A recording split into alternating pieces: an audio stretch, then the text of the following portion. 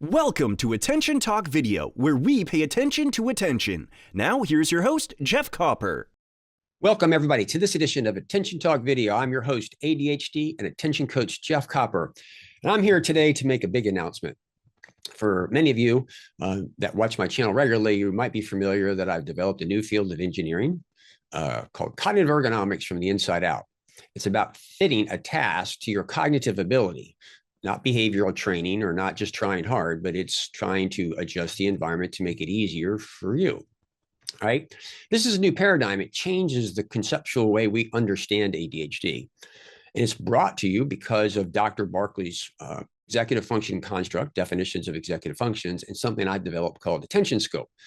It's a collection of simulations that I put you in to bring tangibility to what Dr. Barkley's defined. So I've trained about 100 people in it so far, and the results have been very promising. However, we don't have research on it yet.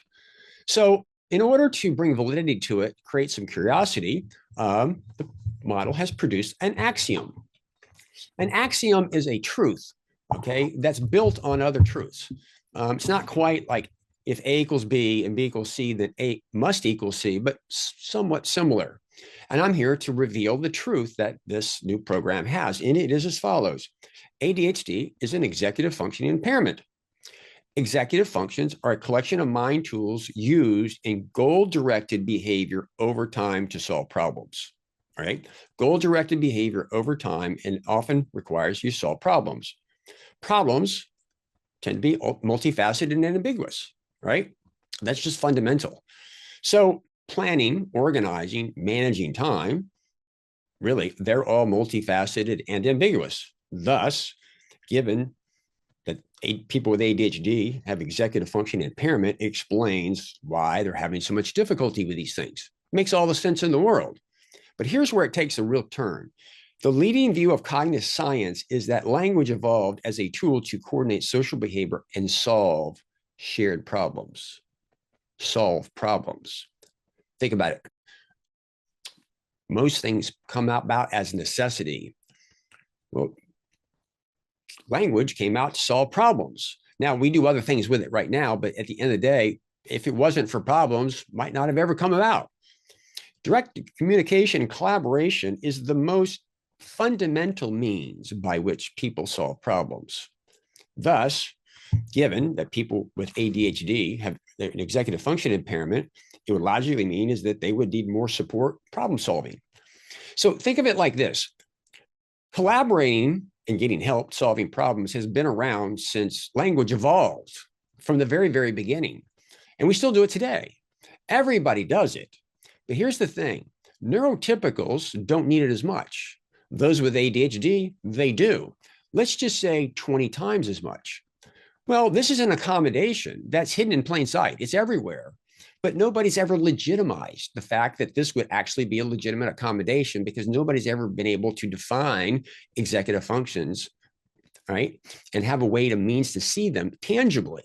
Thus, this is revolutionary.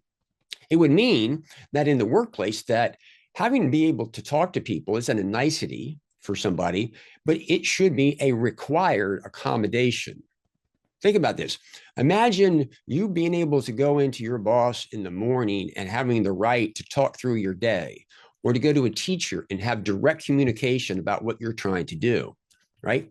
In other words, these are not types of things that we think of it as accommodations, but it brings legitimacy to this. This changes public policy. This changes everything.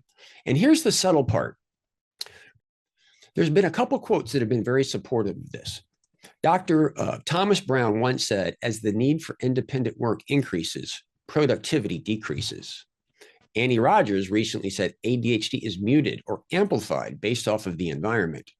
Well, both of those are inferring that environment's a real big deal and having people around to help you collaborate is a big deal.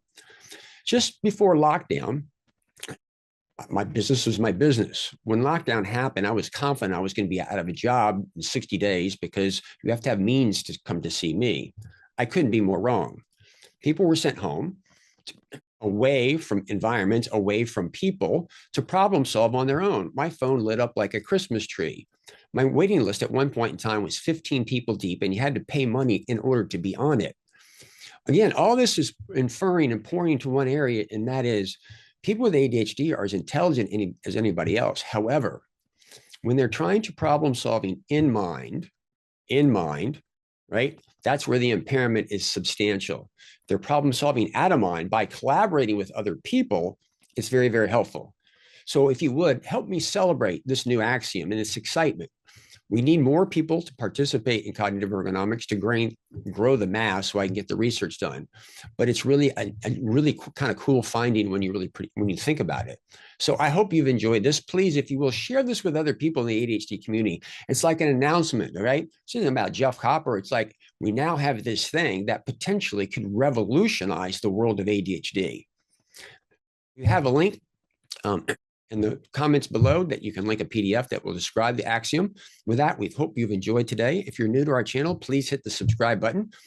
And also, if you post, what do you think about this? Does it make some sense? Do you recognize is that when you're struggling a lot, almost everything's a little bit easier in collaboration with someone else? Anyway, we hope you've enjoyed this. Please celebrate with us. Catch us next week for another great edition of Attention Talk Video. Take care.